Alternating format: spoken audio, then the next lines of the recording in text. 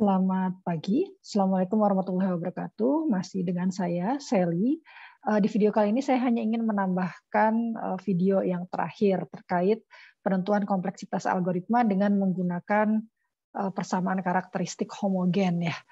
Jadi kalau sebelumnya kita menggunakan teorema 1 gitu ya. Jadi kalau misalnya saya punya relasi rekurensi linear homogen, kemudian saya tentukan persamaan karakteristiknya.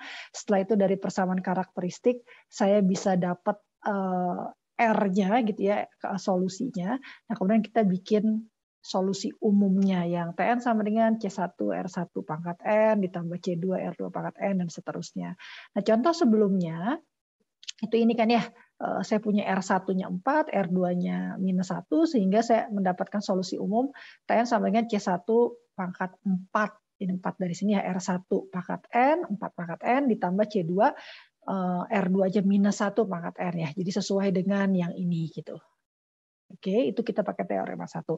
Nah, sebenarnya ada teorema kedua di mana menyebutkan bahwa bagaimana kalau misalnya akarnya itu ganda gitu. Ganda itu artinya lebih dari 1 ya. Jadi misalnya kalau ini kan beda nih ya, kebenaran beda nih. R1-nya 4, R2-nya -1. Nah, bagaimana kalau misalnya ada R3 yang 4 juga misal. Jadi R1-nya 4, R2-nya R1-nya 4, R2-nya -1, R3-nya 4.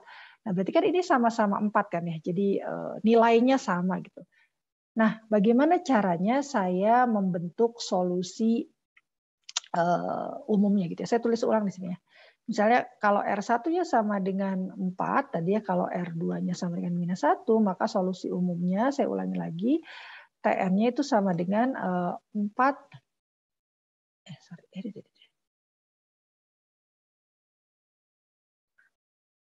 saya hapus dulu ya. Oke. Jadi solusi umumnya sama persis seperti itu gitu ya. Ini asumsi saya belum tahu lah ya C1-nya apa. 4 pangkat N, kemudian ditambah C2 -1 pangkat N. Kan gini ya. Nah, sekarang pertanyaannya adalah bagaimana kalau saya menambahkan satu akar lagi, misalnya ada solusinya ada satu lagi yang sama-sama 4 gitu. Nah, apakah jadinya seperti ini kalau mengikuti 4 pangkat N ditambah C2 -1 pangkat N ditambah C3 4 pangkat N gitu ya. Mudah-mudahan nggak pusing nih.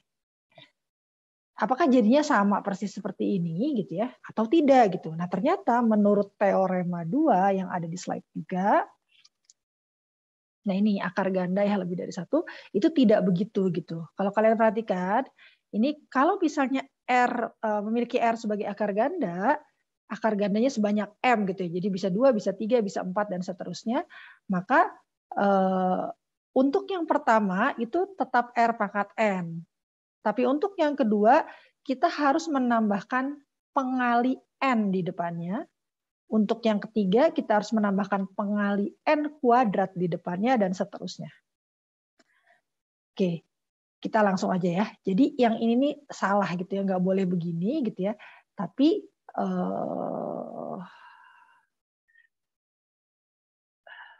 saya hapus dulu ya.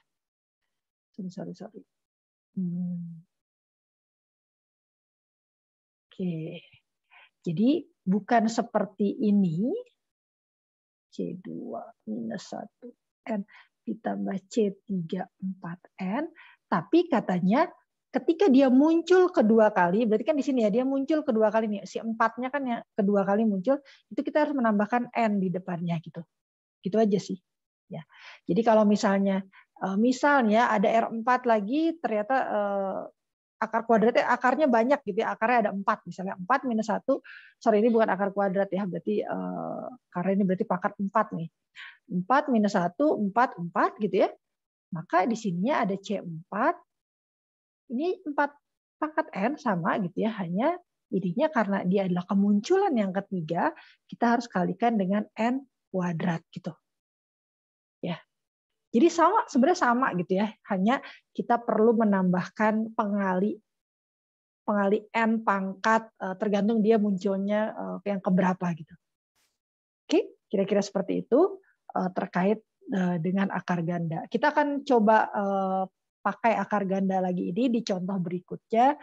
di persamaan karakteristik non-homogen yang akan saya sampaikan di video selanjutnya. Terima kasih. Assalamualaikum warahmatullahi wabarakatuh. Selamat pagi semuanya.